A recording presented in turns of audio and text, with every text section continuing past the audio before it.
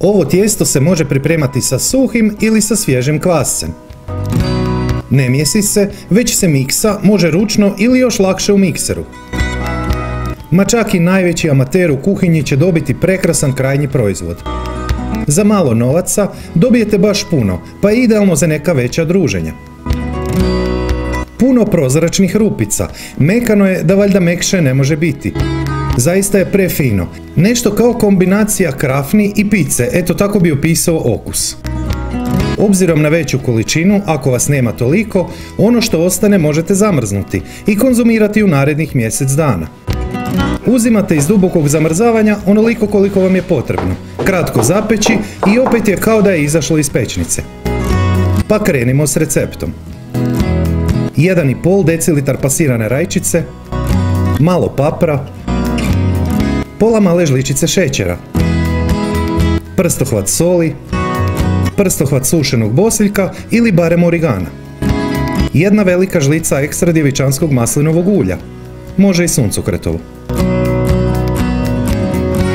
Spremite u hladnjak do upotrebe.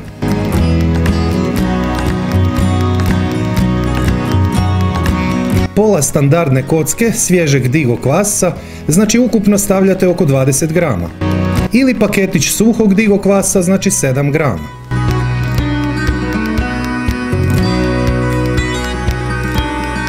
Sto grama glatkog brašna, 12 grama šećera,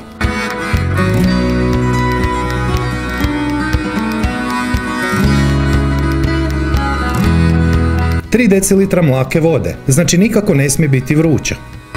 Ostaviti 20 minuta na sobnoj temperaturi. 180 grama jogurta, može tekući ili čvrsti, svejedno je, samo ga protresite. Pola decilitra, znači 50 ml suncokretovog ulja. 2 cijela jaja.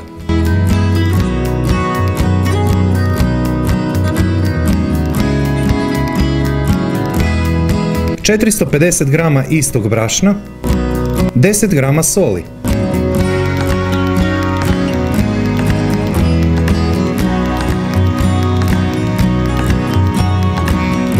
možete miksati ručno ili još lakše u mikseru 5 minuta.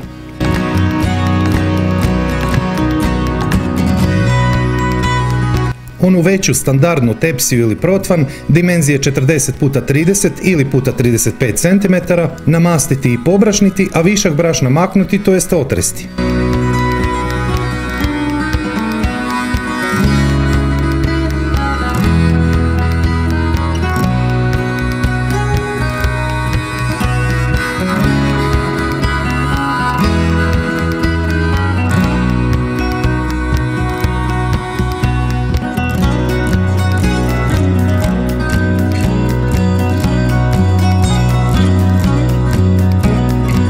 Ne treba uopće čekati da se diže, odmah stavljate u pećnicu. U ovom receptu stavljate u hladnu pećnicu, pa tek onda podesiti temperaturu na 200 stupnjeva, s uključenim gornjim i donjim grijačem, znači bez ventilatora na vrući zrak.